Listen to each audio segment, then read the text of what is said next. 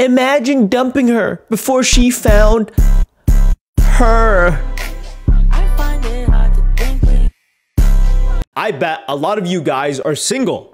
But there's this trend on TikTok where after you break up, you post your weight loss journey. Oh my god, look at me, I've lost so much weight. Is it not the biggest fucking insult to actually start trying on your life, making sure you look better after you break up? And it's only out of pure spite. People only choose to improve themselves out of spite to make sure the other person who knew them the most missed out on something. That's fucking dumb. Don't worry, babe, he's just a nerd. Why do they always pick the thugs? Years later. Hey, baby, remember me? Beat it, chick. Why can't I find a good man? It's so by your side. You got it to do life.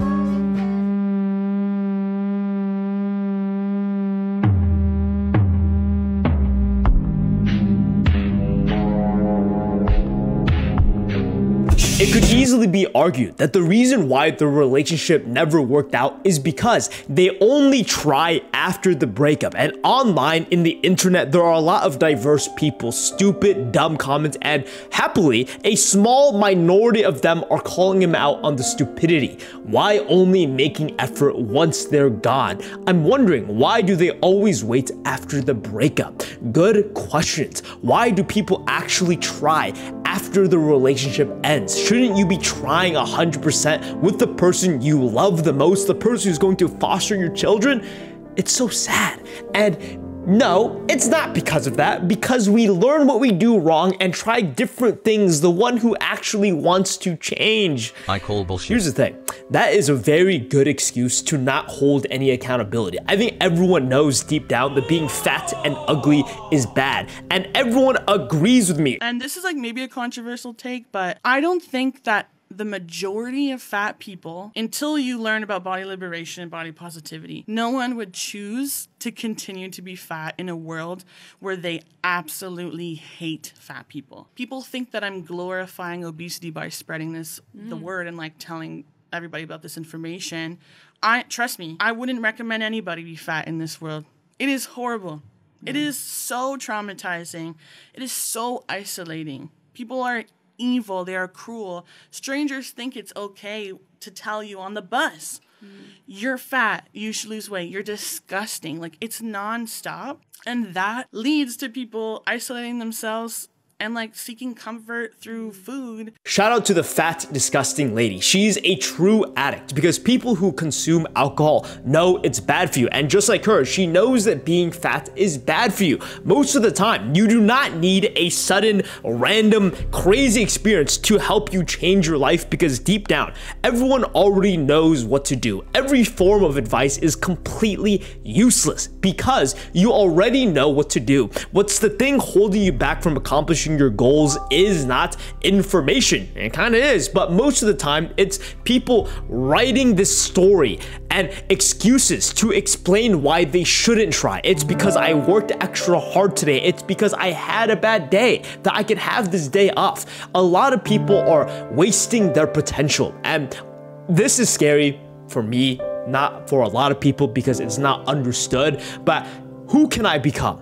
What can I be? And these are all very selfish feelings, but I remember back in middle school, I went to BJ's, I ate a 2,000 calorie burger, and then I asked mom, I'm so fucking hungry, I want another 2,000 calorie burger. And in that moment, I realized my mom loved me so much, she wanted to feed me, she was an immigrant person who grew up starving and poor, and she could provide so much food to this fat little Asian boy. She said, yeah, let's get you another 2,000 calorie fucking burger. And I was thinking in that moment, I was like, okay, wait a second. I do know that 2,000 is the daily limit for adults. I'm a fucking kid and I'm about to eat another burger. This has to stop because I know that my mom's not gonna stop me. And more or less, this applies to everything in life. No one knows what's best for you. My mom will blindly support me because that's what feels right and good for her. But deep down in that moment, I knew that I shouldn't have eaten that burger and I will not order another one.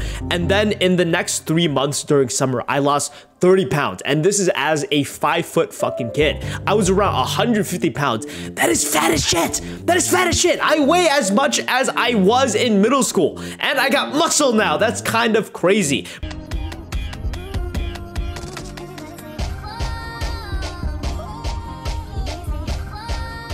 The worst type of a relationship you can have is with yourself. How you convince yourself to do things that you know are not good for you. Look at the fat lady and how she's perfectly making her the victim and also being so proud and brave for being fucking fat. Hey, if you know it's bad, why are you still doing it? Hey, if you know that being overweight and ugly in a relationship is bad, why do you only change after the breakup?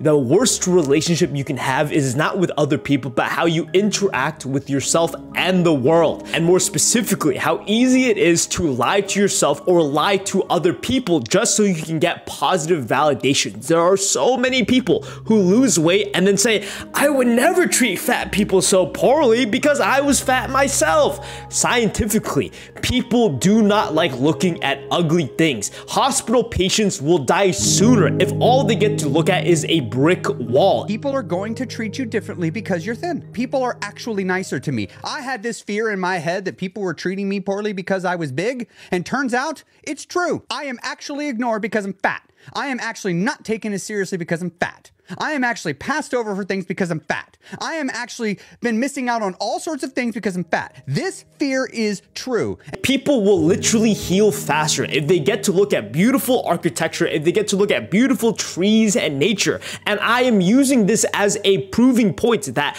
people are not vain, people are not superficial, but biologically, we care about how things look. And if you are fat, obese, and ugly, then it is a bad thing. A lot of the things we know that are good for us, the advice that we are given, we already know. We don't need to hear it. But why do people need to have a catalyst when I get broken up with, a type of relationship, a type of event for only time for me to change? It's very dumb. It's very silly. And you know this scientifically because people who are single spend an extra 30 minutes every single day working on their appearance versus people who are in a relationship.